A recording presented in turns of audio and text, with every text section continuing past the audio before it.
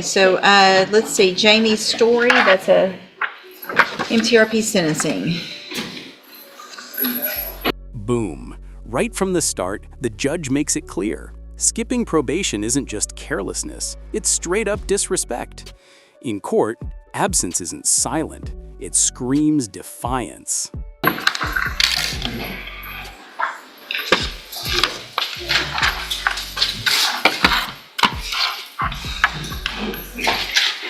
All right, ma'am, your Jamie story.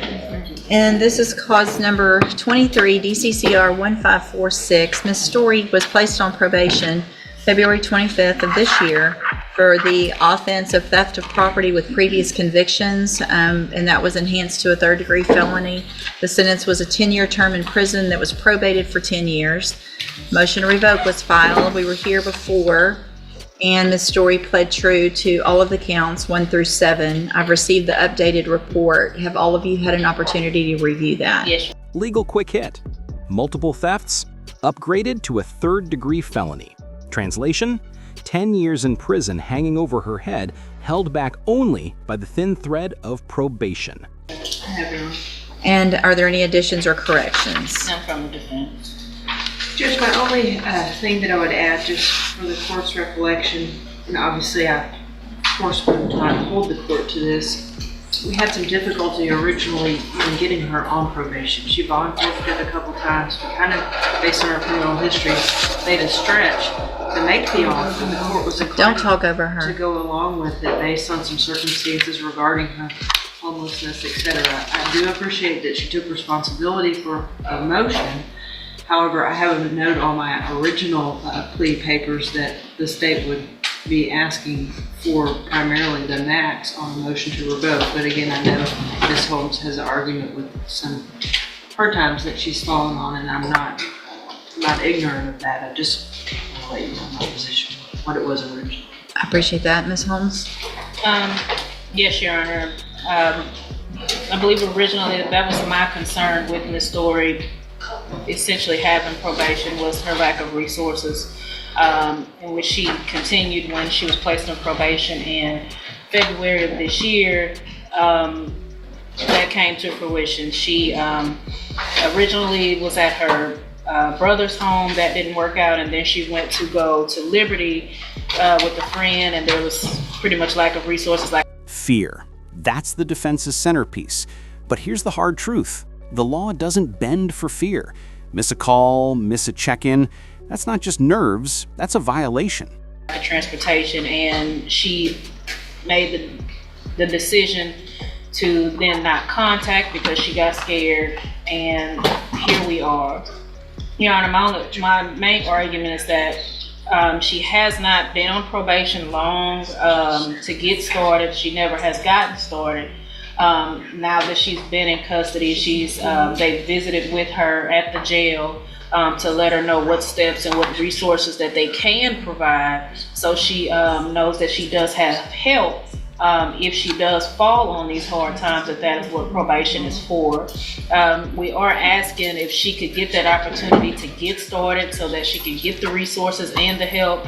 She states that she's been in contact with her mother, and her mother would be where she would reside if she's reinstated back on probation to get things back on track.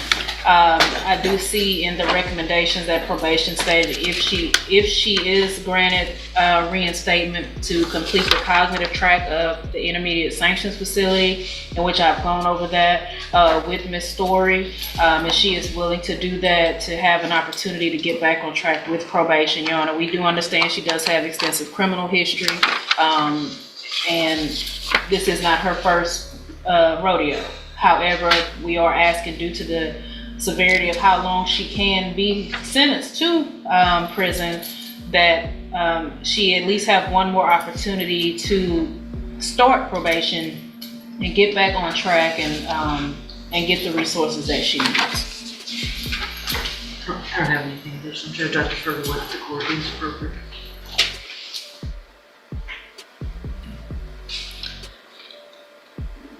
I mean, what's appropriate is for you to go to prison for 10 years, probably, with your history and the fact that you got this chance in the first place, right? I mean, probation has all the resources to help you, but they can't go find you and force you to take advantage of those resources. That's up to you. This is the gut punch moment. The judge openly admits prison is the rightful outcome. Yet, he's hesitating. Mercy versus law. Second chances versus a repeat cycle. You can feel the courtroom holding its breath. You've been on probation, you've been revoked on every probation you've been on. So the fact that we gave you a probation now and that I'm even considering leaving you on it is making me question my sanity, honestly.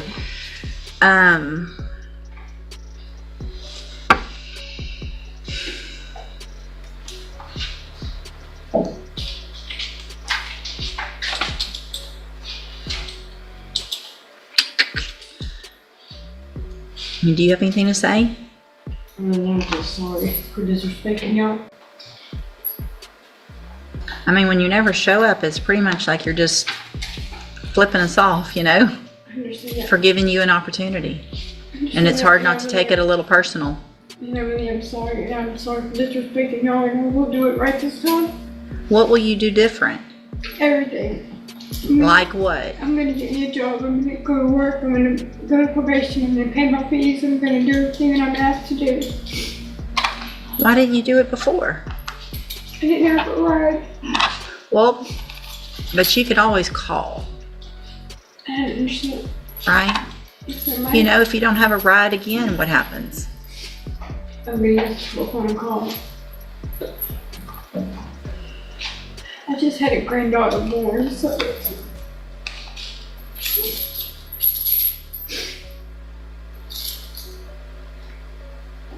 All right, I'm going to do this.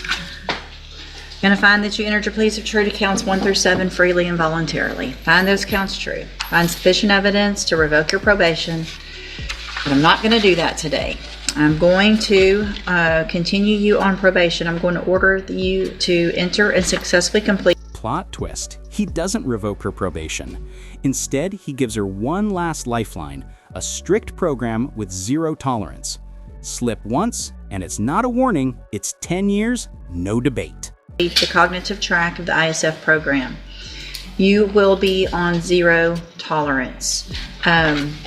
If I'm telling you, I mean, if you are back in here, I really am going to see all of this. I see everything every time. And there's not going to be negotiations. There's not going to be, let's give you less than the 10. You've agreed to 10 years already. If you violate, it's 10 years in prison. And you can see your grandbaby when she's 5, 6, or 7 when you parole out. All right, so that's what's at stake, is a 10-year sentence. Not some lesser, maybe just 2 because you couldn't find a ride. You agreed to it. It's all yours if you violate. Does that make sense? All right, go back with the bailiff. Good luck.